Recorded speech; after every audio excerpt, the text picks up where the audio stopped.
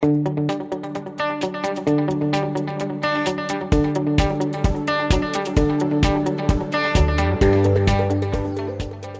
second driver for creating a new model in how we solve global problems is a technology push. We have a new paradigm in technology that's emerging, and it's really the digital revolution and the rise of the new media. There are a number of elements to this story. First is we have social networking. I mean, you've got 1.4 billion people on Facebook now who can collaborate. You've got like close to 500 million on Twitter. There are all kinds of new tools that enable people to connect with each other. Secondly, we have the rise of mobility. We're connected all the time. I was in Kenya on a safari with my family, and we were in Samburu land, and we met a 14-year-old goat herder. And she didn't have electrical power, she didn't have water, she drank goat's milk, but she had a mobile device that could pull up a browser. And she has access to goat prices, but she's also becoming a global citizen of the world and being plugged in. Now, of course, there's huge conflicts that get created by this. She's 14, she's pregnant with her second child, married to somebody in his 60s who apparently bought her for 180 goats. But she is now developing literacy, and she can hear Hillary Clinton's views about women's rights.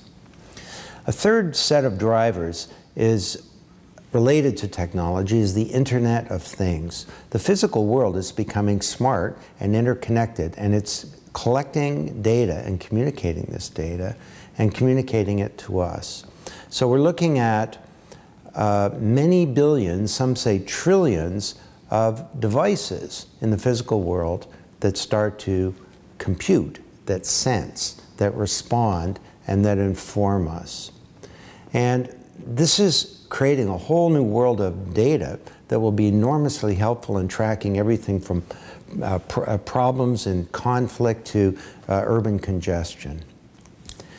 Now, another one that's related to that is the rise of so-called big data.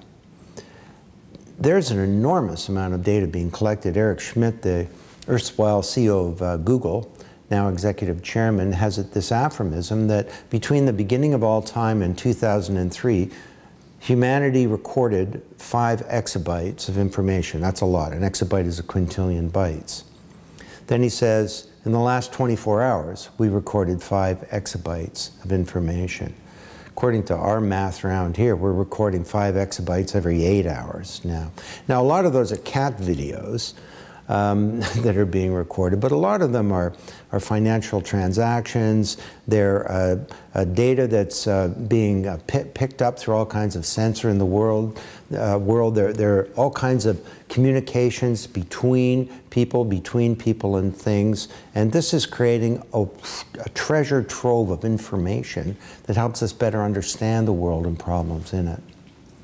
And tied in with that is a whole new model of analytics. That it used to be we had business intelligence or decision support, and analytics would be something only used by arcane analysts using weird technologies and sitting in a back room. Well, now analytics is becoming visual, and it's being driven right down to the front line of organizations, to people out in a call center or working in a factory floor or out in a supply chain, or for that matter, analytics in a local NGO that's working on solving problems of violence against women. So this is enabling this huge world of data to become available and meaningful and interpretable for people. And then the final one would be what we call the cloud. If you think of the internet as being a vast computational platform, a computer, and every time we go on this computer, we program it.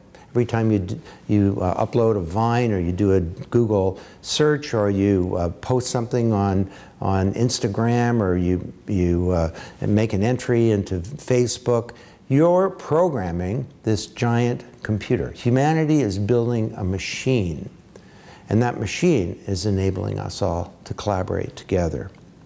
So the net result is that this new paradigm in technology is radically dropping transaction and collaboration costs. And collaboration, that used to be glacial, or that was done through primitive things like mail, or like printouts from computers, or like telephone calls, or even simple things like email, can now occur real time and on a massive scale. When I say massive, I really mean it. So 500,000 amateur astronomers can come together and map the galaxies as part of Galaxy Zoo under the leadership of leading astronomers and astrophysicists. And when I say collaboration can occur on an astronomical scale, I mean it. So this is now enabling us to conjure up and devise all kinds of new ways of collaborating to address global problems that are very different than the traditional state-based institutions like the UN, the World Bank, the IMF, and the G8.